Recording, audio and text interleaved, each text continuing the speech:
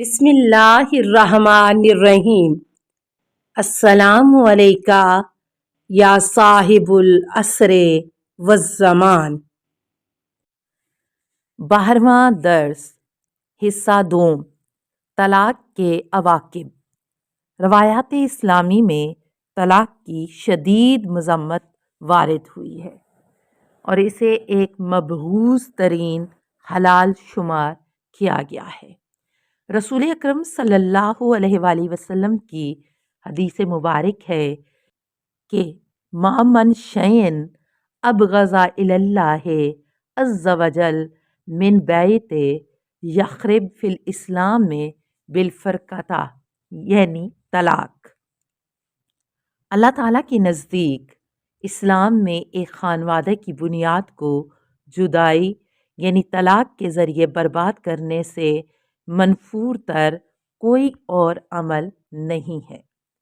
ایک اور جگہ پر امام صادق علیہ السلام سے روایت ہے کہ ما من شیء مما احل اللہ ابغض الیہ من الطلاق۔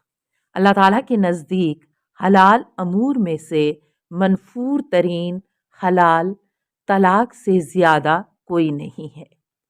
ایک اور حدیث میں رسول اکرم صلی اللہ علیہ وآلہ وسلم کا فرمان عالی شان یوں ہے: تزوجوا ولا طلقوا فإن الطلاق یحتز منہ العرش۔ شادی کرو اور طلاق نہ دو کیونکہ طلاق اللہ کے عرش کو لرزا دیتی ہے۔ ایسا کیوں نہ ہو؟ کیونکہ طلاق معاشرے میں بہت سے مسائل کا موجب بنتی ہے۔ جب خاوند بیوی کے درمیان کشیدگی انتہا کو پہنچ جائے تو اکثر اوقات اس کا انجام طلاق ہوتی ہے۔ ایسی صورت میں اسلام نے طلاق کا فلسفہ یہ بیان کیا ہے کہ مزید کشیدگی، تنازع اور جھگڑے سے بچا جا سکے اور خاوند بیوی بطریق احسن ایک دوسرے کی زندگی سے نکل جائیں۔ مگر ہمارے معاشرے میں اس کے بالکل الٹ ہوتا ہے۔ طلاق آگ کا ایک عذاب بن جاتی ہے۔ اس آگ کی لپیٹ میں دونوں خاندان، خصوصاً لڑکی کا خاندان اور سب سے زیادہ متعلقہ خاتون بری طرح جھلستی اور جلتی ہے۔ اس کے علاوہ کئی قسم کے گھریلو اور معاشی پریشانیاں جنم لیتی ہیں۔ طلاق کی بدولت پیدا ہونے والے مسائل کو خالصتاً یوں پیش کیا جاتا ہے۔ نمبر 1، عاطفی مشکلات۔ اس حقیقت سے انکار ممکن نہیں ہے کہ جب ایک مرد اور عورت کچھ عرصہ مشترک زندگی گزارنے کے بعد جدائی سے دوچار ہوتے ہیں تو عاطفی لحاظ سے مجروح ہوتے ہیں۔ دوسری شادی کے لیے ازدواجی زندگی کے دوران گزشتہ زندگی کے تلخ تجربات ہمیشہ دامنگیر رہتے ہیں اور یہاں تک کہ ایک دوسرے شریک حیات کے بارے میں ایک خاص قسم کی بدبینی اور سوء ظن کا شکار ہو جاتے ہیں۔ طلاق کی حد سے زیادہ نقصانات کسی سے مخفی نہیں ہیں۔ اسی لیے یہ مشاہدہ کیا گیا ہے کہ ایک دفعہ طلاق سے دوچار ہونے والا مرد یا عورت ہمیشہ شادی سے کتراتے ہوئے نظر آتے ہیں۔ نمبر 2، اجتماعی مشکلات۔ اکثر اوقات طلاق خودکشی اور قتل جیسے گھناؤنے جرائم کا سبب بن جاتی ہے۔ طلاق یافتہ خواتین کی شائستہ اور من پسند دوسری شادی کے مواقع تقریباً مسدود ہو جاتے ہیں۔ یہ ایک بہت بڑا معاشرتی اور اجتماعی نقصان ہے۔ حتیٰ کہ مردوں کے لیے بھی طلاق دینے کے بعد دوسری شادی کرنا جان جوکھوں کا کام بن جاتا ہے۔ اگر پہلی شادی سے با اولاد ہوں تو یہ مشکل دگنا بلکہ کئی گنا بن جاتی ہے اور غالباً شادی سے دستبردار ہو جاتے ہیں۔ اب شادی کی ضرورت تو اپنی جگہ موجود ہوتی ہے۔ ان ضروریات کو ناجائز طریقے سے پورا کرنے کی شرح میں اضافہ ہو جاتا ہے جو کسی بھی معاشرے کے لیے ایک ناسور ثابت ہوتا ہے۔ نمبر 3، اولاد کی مشکلات۔ اولاد کی مشکل باقی تمام مشکلات سے بڑھ کر ہے۔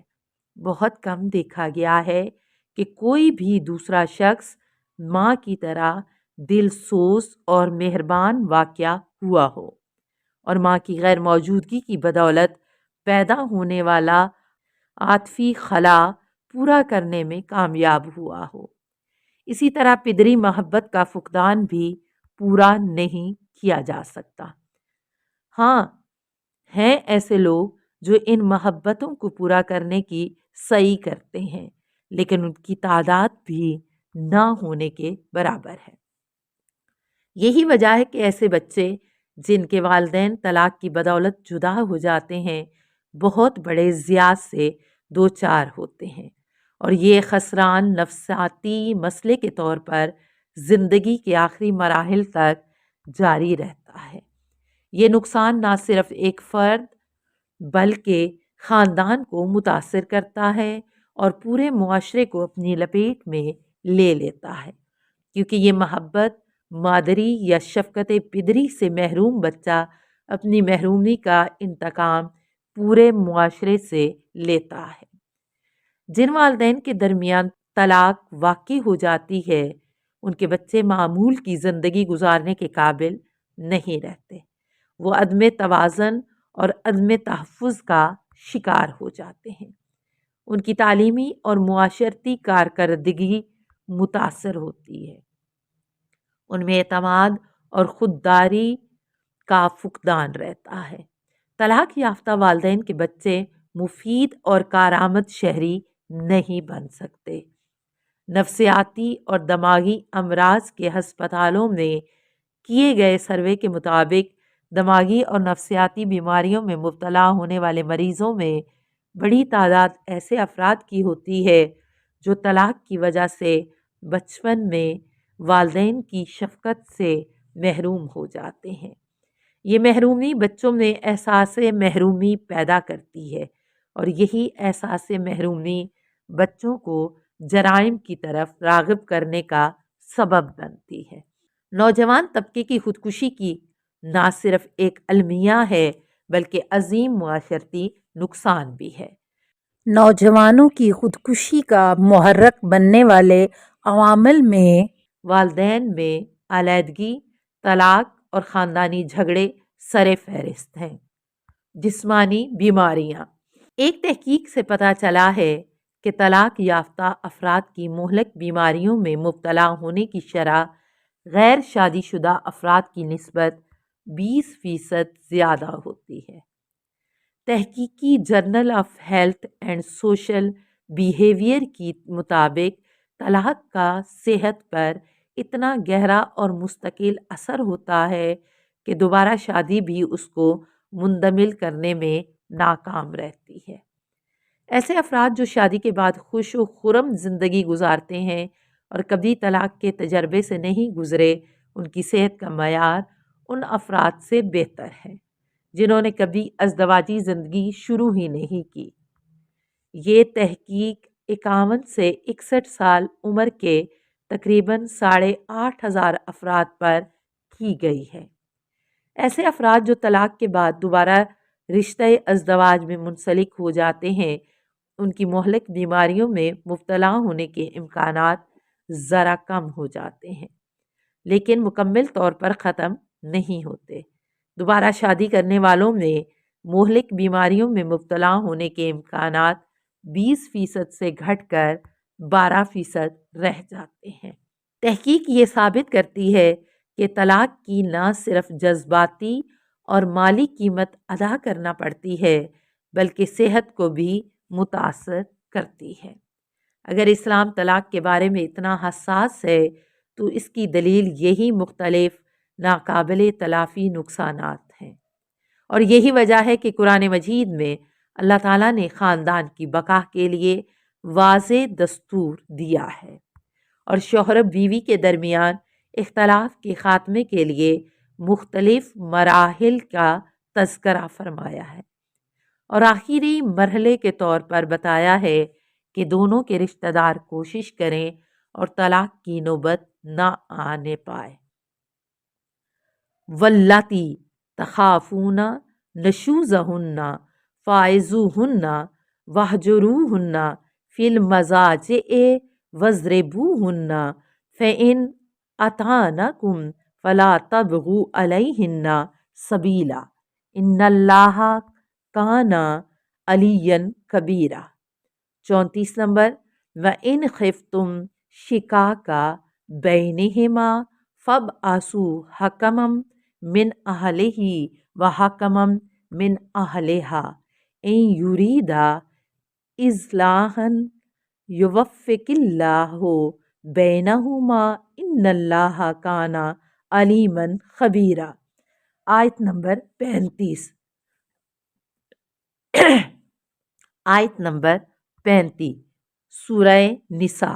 और जिन औरतों की सरकशी का तुम्हें खौफ हो उन्हें नसीहत करो, अगर बाज ना आए तो ख्वाबगाह अलग कर दो, और फिर भी बाज ना आए तो उन्हें मारो। फिर अगर वो तुम्हारी फर्मा बरदार हो जाए तो उनके खिलाफ बहाना तलाश ना करो, यकीनन अल्लाह बालातर और बड़ा है। और अगर तुम्हें मियाँ बीवी के दरमियान नाचाकी का अंदेशा हो तो एक मुनसिफ मर्द के रिश्तेदारों में से एक मुनसिफ औरत के रिश्तेदारों में से मुकर्रर करो। अगर वो दोनों इस्लाह की कोशिश करें तो अल्लाह उनके दरमियान इत्तफाक पैदा करेगा, यकीनन अल्लाह बड़ा इल्म रखने वाला बाखबर है। सलामु अलैके या सय्यदता निसाइल आलमीन। अस्सलामु अलैके या बिनते रसूले रब्बिल आलमीन। अस्सलामु अलैके या ज़ौजता अलीन अमीरिल मोमिनीन। अस्सलामु अलैके या उम्मल आइम्मतिल मासूमीन या फातिमत ज़हराए। अस्सलामु अलैके व रहमतुल्लाहि व बरकातुहू। अल्लाहुम्मा सल्ले अला मुहम्मदिन व आले मोहम्मद।